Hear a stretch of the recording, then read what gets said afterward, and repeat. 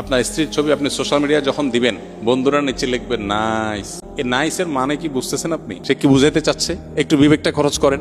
একজন নারী খোলামেলা ভাবে তাকে দেখে কেউ যদি বলে নাইস, এর মানে এই মহিলার সকল সৌন্দর্য পূর্ণরূপে অবলোকন করিয়া আমি মুগ্ধ তৃপ্ত হইয়া বললাম নাইস। এটা হলো নাইসের তর্জমা। আপনি এবার দেখেন তো আপনার কাছে কেমন লাগছে। নিজের পরিবারের মেয়েদের খোলামেলা পোশাকে সোশ্যাল মিডিয়াতে হোক, অফলাইনে হোক, মানুষের সামনে উপস্থাপন করার পর যারা দেখে, তারা দেখার পর তাদের মনোজগতে যে চিন্তার উদ্রেক হওয়ার কথা সেটা আমাদের সবার জানা। এটা প্রকৃতিগতভাবে, সৃষ্টিগতভাবে এটা খুবই কমন এবং সাধারণ এবং স্বাভাবিক বিষয়। আপনি কিন্তু জানেন। কিভাবে জানেন? কারণ আপনি নিজে কি করেন, বা আপনার এরকম সিচুয়েশনে আপনার মানসিকতার অবস্থা কি হয় আপনি চিন্তা করেন। তাহলে আপনার ফ্যামিলি মেয়েদের ব্যাপারে একই কথা। যেগুলো মানুষ মনে মনে চিন্তা করে, এগুলো যে মুখে বলতো আপনি জুতা নিয়ে দৌড়াতেন, কিন্তু আপনি বুঝো না বুঝার ভান করছেন। শরীয়ত কেন পর্দার বিধান দিয়েছে? আপনি নিজেকে খুব উদার, খুব ব্রড, খুব আপনি একেবারে অনেক স্মার্ট, আধুনিক বানাচ্ছেন। আপনি তো আসলে সেকেলে। আপনার পরিবারের মেয়েদের মানুষের সামনে তাদের সৌন্দর্য উপস্থাপন করার মধ্য দিয়ে মানুষের কাছে যে বাজে ভাবে তাদের উপস্থাপন করছেন, তাদের যে অপমান করছেন, এটা আপনি বোঝারও চেষ্টা করছেন। শত শত পুরুষ দেখছে, মানলাম কেউ হয়তো অন্ধ, চোখের জ্যোতি কম, দেখেই নেবে ছাড়া।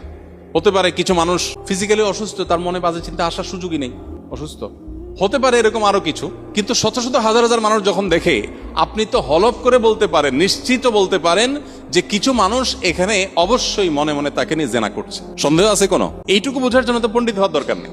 তো আমার ফ্যামিলির একজন মেয়ে, আমার স্ত্রী, আমার বোন, আমার মা, আমার ফ্যামিলির কেউ, তাকে আমি মানুষের সামনে উপস্থাপন করে মানুষের কাছে এরকম নোংরা চিন্তা করার সুযোগ করে দিব, এটা কোনো রুচিশীল পুরুষ করতে পারে না। এখানে শুধুমাত্র শরীয়ী বিধানের ব্যাপার না, এটা রুচির প্রশ্ন। এই জিনিসটা আমরা অনেকে বোঝার চেষ্টা করি না। তো সোশ্যাল মিডিয়াতে আপনি যদি ছবি দেন ঈদকে কেন্দ্র করে, তাহলে সেক্ষেত্রে এই বিষয়গুলো মাথায় রাখা যে হালাল হারাম, পর্দার বিধিবিধানগুলো আমি কি করছি কিনা, সবকিছু প্রকাশ করার জিনিস না। যখনই রেস্ট্রিকশনের কথা আসে, শরীয়তের বিধিনিষেধের কথা আসে, আমরা মনে করি যে হুজুররা অনেক টাইট। আপনি অনেক কিছুর ছবি প্রকাশ করেন না, লুকান, সবকিছু আপনি দেখেন না। আপনিও যথেষ্ট কনজারভেটিভ অনেক ইস্যুতে, কিন্তু আল্লাহর বিধিবিধানের ভিত্তিতে যে ব্যক্তি নিজেকে নিয়ন্ত্রণ করে, আপনি তাকে নিয়ে বাজে কথা বলেন, তাকে নিয়ে আপনার মনে হয় সে অনেক কনজাস্টেড, সে অনেক সংকীর্ণ, আপনি মনে অনেক উদার। মূলত আপনি উদার না, আপনি উদাসীন। আপনি উদার না, আপনি আসলে উদাসীন। এই জন্য এই বিষয়গুলো খেয়াল রাখতে হবে। এমনিতে বাচ্চারা, ছেলেরা ঈদের আনন্দের প্রকাশ হিসাবে যদি ফটোগ্রাফিক ছবি তুলে সোশ্যাল মিডিয়াতে যায়, সেখানে হারাম কিছু না থাকে, প্রিন্টেড যেহেতু না, এটা নাজায়েজ না। অনেক ওলামা একরাম ফটোগ্রাফিক ছবি যেগুলো মোবাইলে বা আপনার ক্যামেরা ধারণ করা হয়, সেগুলোকেও নাজায়েজ বলেন। তবে অনেক ওলামা একরাম জায়েজ বলেন, এবং জায়েজ বলেন যারা, তাদের মতটা আমাদের কাছে শক্তিশালী মনে হয়। সেজন্য আমরা মনে করি যে এরকম ছবি সোশ্যাল মিডিয়াতে দিলে বা অন্য কোথাও দিলে ঈদের আনন্দের প্রকাশ হিসাবে, ঈদের কালচারাল একটা ইস্যু হিসাবে এটা জায়েজ। তবে এখানে জামাই বউ একসাথে ঈদের জামা